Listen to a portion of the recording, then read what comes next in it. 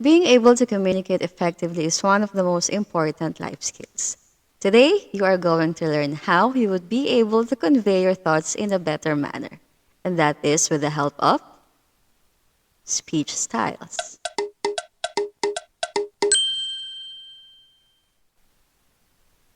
What is speech style?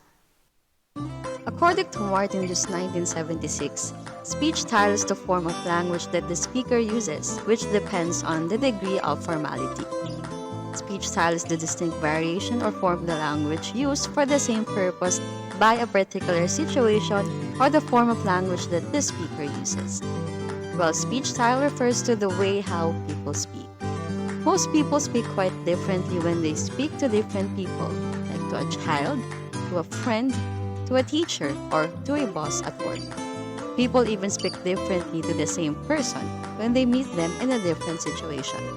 At work, people use the language of office, or at the game, people use the language of game. Martin Luce identified the speech styles into five, and I will discuss it one by one. The Philippine Patriotic Oath. I love the Philippines. It is the land of my birth. It is the home of my people. It protects me and helps me to be strong, happy, and useful. In return, I will heed the counsel of my parents. I will obey the rules of my school. I will perform the duties of a patriotic, law-abiding citizen. I will serve my country unselfishly and faithfully. I will be a true Filipino in thought, in a word, in deed.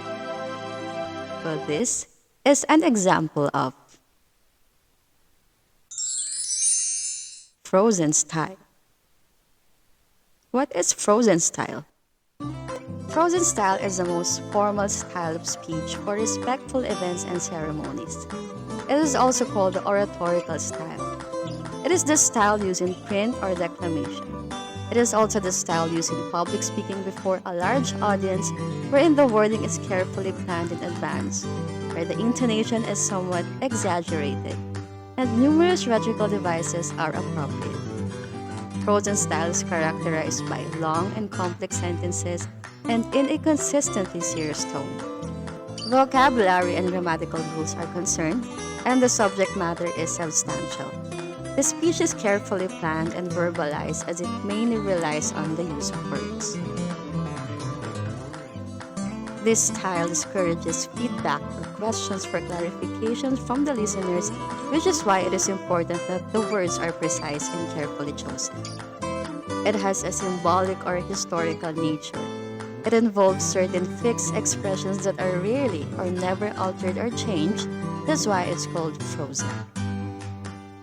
Here are some examples of frozen style: state affairs, school creeds, national pledge, national anthem, court proceedings, contracts and wills, oratorical speech, declamation, religious services, prayer.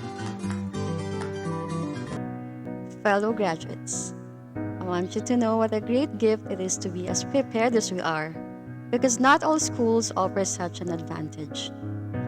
Here we have had a high degree of academic excellence, and whether you intend to continue your education or not, you will benefit from what you learned here. We can also be thankful for our families. These past 4 years have presented us with a lot of ups and downs, and it is good to know that we had our families in our corner supporting us along the way. Finally, we can be thankful for each other. The friendships that we have made here will last a lifetime. In the same way we have supported each other and helped each other succeed in these years, I hope we will continue to provide support and encouragement for each other in future endeavors. This valedictory speech is an example of formal style. What is formal style? Formal speeches are straightforward speeches. What the speaker says is something that has been prepared beforehand. Its complex sentence and noun phrases are well structured, logically sequenced, and strongly coherent. Formal speech is intended to demonstrate respect between speakers, as well as an overall sense of decorum.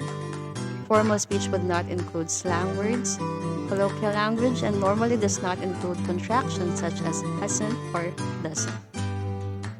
The difference of formal style from consultative style, which will be discussed later, is the lack of listener participation. In this style, the listener does not participate in most cases in an interaction, meaning there is only one-way communication. Only the speaker is the source of information. Here are some examples of formal style: announcements, state addresses, welcome and closing remarks, inspirational talks, official meetings, television newscasts, graduation ceremonies. Here's a conversation between a teacher and a student about public speaking. That is natural, especially at first. But as you get used to public speaking, you will overcome that. Even practice speakers often feel very nervous before they begin to speak. But when they get onto their feet, they forget all about it. When I am nervous, I think I speak too fast. Well, you must practice speaking slowly and distinctly. Don't shout and don't speak too low. Just speak naturally so they can hear you.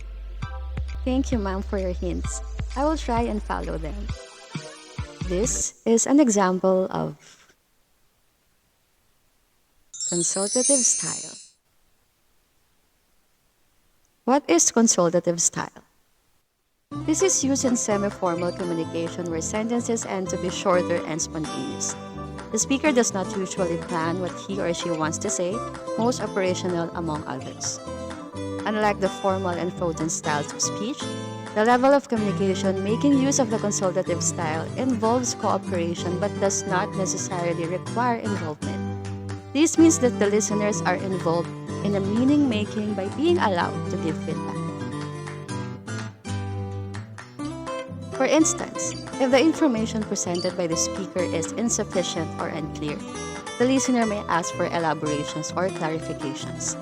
On the other hand, if there's too much information, the listener may say, I know, or I understand, to imply that the speaker doesn't need to elaborate. Communication using the consultative style is automatic since the speaker does not prepare what he or she is going to say more than 3 seconds beforehand, and that the listener can interrupt the speaker at any time. Here are some examples of consultative style.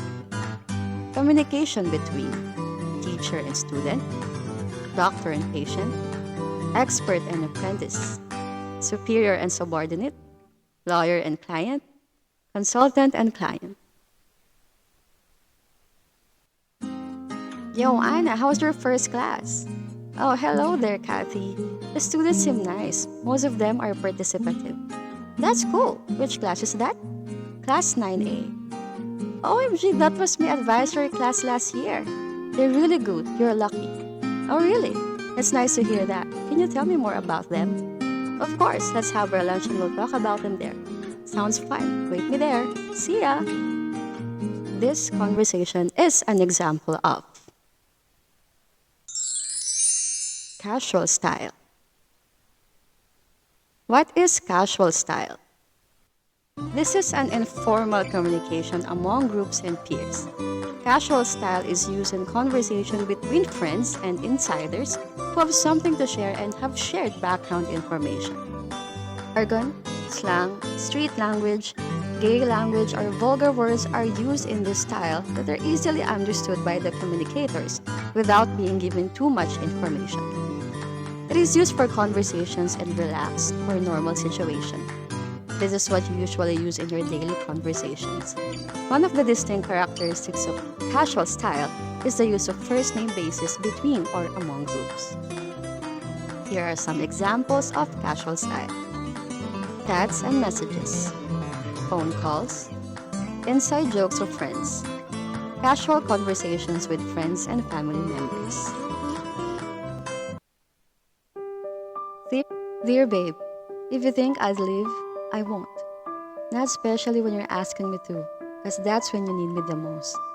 I love you so much, and no matter how hard it is, I'd always choose to stay and be with you, not just today or any other day, but till we grow old. This love letter is an example of intimate style. What is intimate style? This style is the use of completely private languages developed within families, very close friends, and couples. It is also used for self-addressed questions or self-talk. Intimate speech style is used in conversation between people who are very close and know each other quite well because they have the maximum of shared background information. This style makes use of words at a minimum. The communicators understand each other even with just a single nonverbal gesture or behavior, such as a rising tone of voice, a grunt, or a raised eyebrow. A child who often forgets to close the door may be told by his or her sibling to do so just by saying, "door." The use of special nickname or endearment is also common in the speech style. Personal language codes may also be used. Here are some examples of intimate style. Couple talking about their future plans. Family sharing ideas. Very close friends sharing secrets. Marriage proposals. Love letters. Private conversations between husband and wife, boyfriend and girlfriend, parents and children, sibling.